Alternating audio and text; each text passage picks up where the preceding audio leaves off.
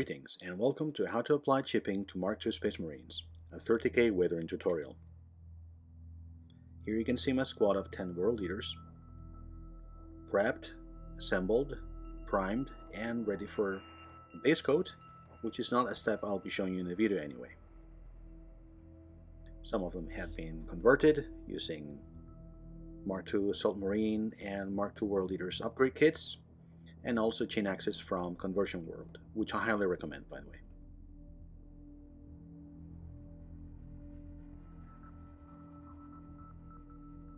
Now for the crux of the matter, the sponge chipping. For this you will need, in the case of white armor that is, black, red paint, which we'll be mixing 50-50 roughly, some sponge, I prefer using kitchen sponge, and either a pair of pliers or something called a weathering stick from Greenstuff World, which is what you'll see me use in this video.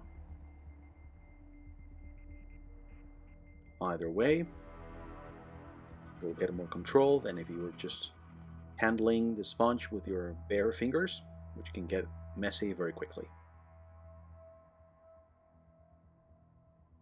As you can see, this is very similar to dry brushing. You need to get rid of most of the paint.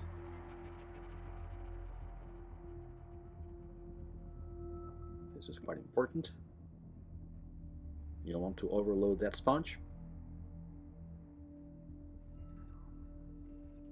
And you should apply it with a dabbing or stippling motion.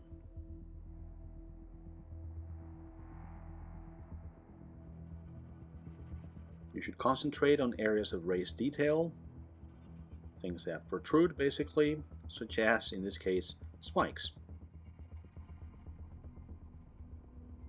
This is really fun, and there's nothing really that can go badly wrong. If you really overdid it and the effect became really exaggerated, you could always tone it down in the next weathering stages, which, by the way, I'll be covering in a separate video.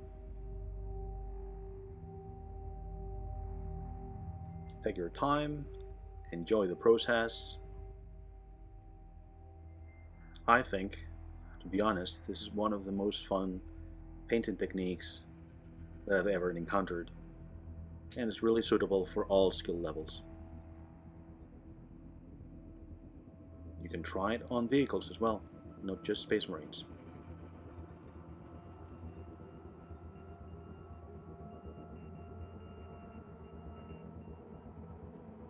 Now we're going to move on to the really interesting bit, which is filling the chips.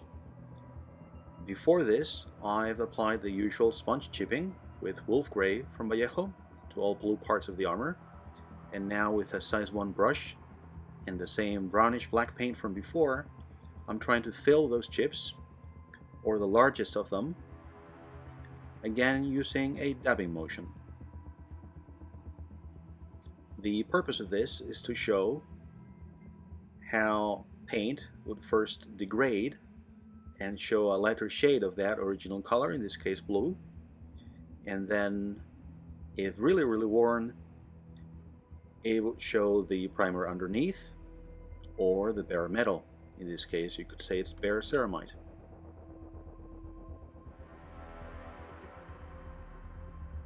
Most importantly, it'll give you a 3D effect, making those chips much more realistic and the effect overall much more convincing to the eye. Unlike the sponge chipping, this does take some patience and some practice.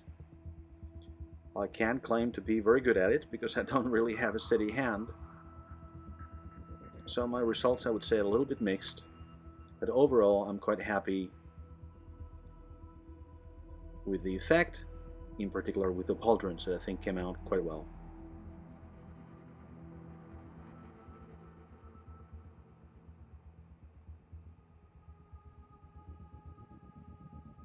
As you can see, it takes some time. Of course, the bigger the model, the easier this becomes. It is a lot easier on tanks, to be honest, than on Space Marines.